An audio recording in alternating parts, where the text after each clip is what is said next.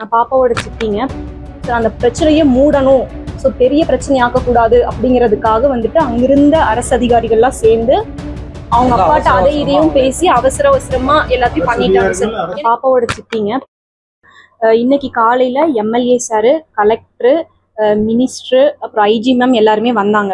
வந்து குடும்பத்துக்கு வந்துட்டு ஆறுதல் சொல்லிட்டு சிஎம் சார்கிட்ட கால் பண்ணி கொடுத்தாங்க. சிஎம் சார் வந்துட்டு பேசினாங்க, அவங்க அம்மாட்ட பேசினாங்க. அந்த குற்றவாளிகளுக்கு உச்சபட்ச தண்டனை கூடிய சீக்கிரத்துல வந்துட்டு வாங்கி தரப்படும் அப்படிங்கிற மாதிரி சார் வந்துட்டு சொன்னாருங்க. நாங்க வந்துட்டு இதுல எங்களுக்கு என்ன விஷயம்னா, நேத்து வந்துட்டு நாங்க இந்த இந்த சிஎம் சாரு இந்த வார்த்தையை சொல்லணும், அந்த குற்றவாளிகளுக்கு உச்சபட்ச தண்டனை இமீடியட்டா வாங்கி தரப்படும் அப்படின்னு எங்க கிட்ட அவர் சொல்லணும் அப்படிங்கிறதுக்காண்டி நாங்க வெயிட் பண்ணிட்டு இருந்தோம் நேத்து. ஸோ அதுக்காண்டிதான் நேற்று காலையில் எல்லாமே நாங்கள் போராடிட்டு வெயிட் பண்ணிட்டு இருந்தோம். அப்போ வந்துட்டு 2 நாளா எங்களோட அந்த அரசு அதிகாரிகளும் எம்எல்ஏ சார் எல்லாருமே கூட தான் இருந்தாங்க. ஸோ கூட இருந்து எங்களுக்கு ஆறுதல் சொல்லி எங்களுக்கு எல்லாம் ஃபுல் சப்போர்ட் பண்ணி கொடுத்தாங்க.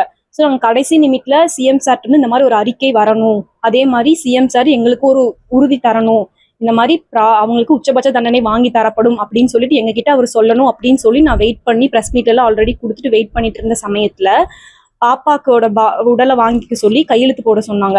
அம்மாவும் அப்பாவையும் கையெழுத்து போட சொன்னாங்க. அப்ப அம்மா என்ன சொன்னாங்கன்னா, இல்ல எனக்கு சிஎம் சார் வந்துட்டு இந்த மாதிரி ஒரு உறுதி கொடுக்கணும், ஒரு அறிக்கை கொடுக்கணும் அப்படின்னு சொல்லி என் பாப்பாக்கு அந்த குற்றவாளிகளுக்கு உச்சபட்ச தண்டனை வந்துட்டு வாங்கி தரப்படும் அப்படின்னு சொல்லி சிஎம் சார் சொல்லணும் அப்படிங்கறதுக்காண்டி அவங்க அம்மா எல்லாருமே வெயிட் பண்ணிட்டு இருந்தோம். ஸோ அந்த பாடி பாப்பாவை கொண்டு வரும்போது நாங்க சைன் பண்ண மாட்டோம் அப்படின்னு சொல்லி அம்மா சைட்ல இருந்து சொல்லிட்டோம். அதனால அந்த கடைசி 1 hourல என்ன நடந்துச்சு அப்படின்னா, அப்பாவை மட்டும் தனியா கூட்டிட்டு போய் அம்மாக்கே தெரியாம அப்பாவை தனியா அம்மா சைன் பண்ண மாட்டேன்னு சொல்லிட்டாங்க. ஏன்னா சிஎம் சார்ட்டு இந்த மாதிரி ஒரு ப்ராப்பரான அறிக்கையும் எங்களுக்கு வந்துட்டு நீதி வாங்கி தரப்படும் அப்படின்னு ஒரு உறுதி சொல்லணும் அப்படிங்கறதுக்காண்டி வெயிட் பண்ணிட்டு இருந்தோம். அந்த நேரத்துல அவங்க அப்பாவை மட்டும் தனியா கூட்டிட்டு போய் அந்த 1 hourல என்ன ஆச்சுன்னு தெரியல. இந்த ஹையர் அபிஷியல்ஸ், எம்எல்ஏ எல்லாருமே சேர்ந்து பாப்பாவை அங்கிருந்து இம்மிடியட்டா அப்பா கிட்ட மட்டும் சைன் வாங்கி, அம்மா சைன் பண்ண மாட்டேன்னு சொல்லிட்டாங்க, அப்பா கிட்ட மட்டும் சைன் வாங்கி உடனடியா அங்க போய் மேட்டூர்ல வந்துட்டு கொளத்தூர்ல எரிச்சுட்டாங்க பாப்பாவை. வீட்டுக்கு கூட பாப்பாவை கொண்டு போகாம உடனடியா கொண்டு போய் எரிச்சுட்டாங்க. அம்மா வந்துட்டு பாப்பாவோட இறுதி சடங்குலையும் கலந்துக்கல. அதே மாதிரி அம்மா வந்துட்டு பாப்பாவை கடைசி மினிட் கூட பார்க்கல. சோ இப்ப நாங்க வந்து பாப்பாக்காக நீதி கேட்டு போராடிட்டு இருக்கோம். நாளைக்கு பாப்பாவோட உடல் தேவைப்பட்டுச்சுன்னா, ஏதோ ஒரு உடற்குறாய்வுக்கு தேவைப்பட்டுச்சுன்னா பாப்பாவோட உடலுக்கு நாங்க எங்க போவோம்னு தெரியல. ஸோ எங்களுக்கு பாப்பாக்கு நீதி கிடைக்கணும் அப்படிங்கறதுக்காண்டி தான் போராடிட்டு இருக்கோம். கடந்த 2 நாளா எங்களோட இருந்த அந்த ஹையர் அபிஷியல்ஸ் எல்லாமே கடைசி 1 hourல ஏன் வந்துட்டு அவங்க அப்பாவை வந்துட்டு ஹேண்ட் வாஷ் பண்ணி அவங்க அப்பா கூட வந்துட்டு போய் அம்மாக்கே தெரியாம பாப்பாவை கொண்டு போய் எரிச்சாங்க அப்படிங்கிறது தெரியல.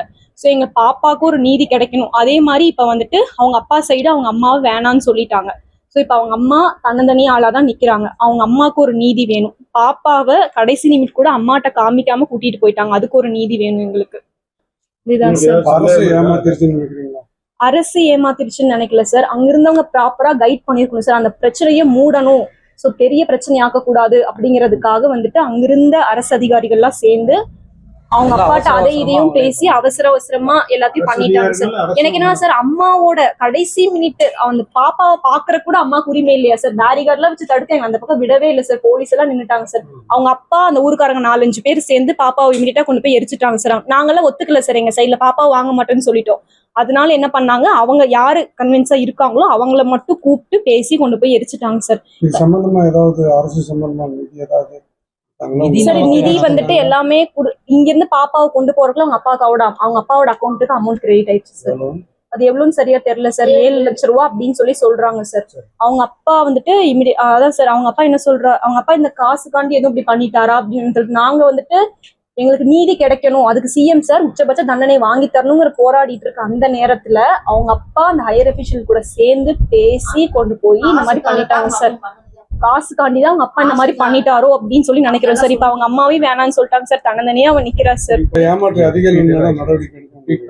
நடவடிக்கை எடுக்கணும்னு நினைக்கல சார். நீ ஃபர்தரா வரும்போது யாருமே இந்த மாதிரி ஒருதலைபட்சமா செயல்பட்டு இந்த மாதிரி நடந்துடக்கூடாது. ஏன்னா நாளைக்கு அந்த குழந்தை எங்களுக்கு ஏதாவது நீதி கேட்டு நாங்க போராடிட்டு இருக்கோம். அந்த பாப்பாவோட உடல் வேணும்னா நாங்க என்ன சார் பண்ணுவோம்? கொண்டு போய் எரிச்சிருக்கோம். சிஎம் சார் அந்த மாதிரி எல்லாம் எதுவும் இல்லைங்க சார். நேத்து நான் சிஎம் சார் அவங்க அம்மா கூட பேசினாங்க சார். இன்னைக்கு பேசினாங்க, அந்த குற்றவாளிகளுக்கு உச்சபட்ச தண்டனை வாங்கி தரப்படும், நீங்க கவலைப்படாதீங்கம்மா அப்படின்னு சொல்லி அவங்க அம்மாட்ட பேசினாங்க சார். நேத்து அந்த வார்த்தைக்காண்டிதான் நாங்க வெயிட் பண்ணிட்டு இருந்தோம் சார். ஆமாங்க சார், அவங்க அம்மாவுக்கு வந்துட்டு ஒரே ஆள் தான் சார். அவங்க அப்பா சைட்லயும் வேணாம்னு சொல்லிட்டாங்க. அந்த பையனையும் ஒரு பையன் ஒரு பொண்ணு சார். அந்த பையனையும் வந்துட்டு எங்களுக்கே தெரியாம எங்க கூட இருந்த பையனை கூட்டிட்டு போயிட்டாங்க சார் நேத்து. சோ எங்களுக்கு அக்கா சைட்ல ஏதாவது உதவி வேணும் சார்.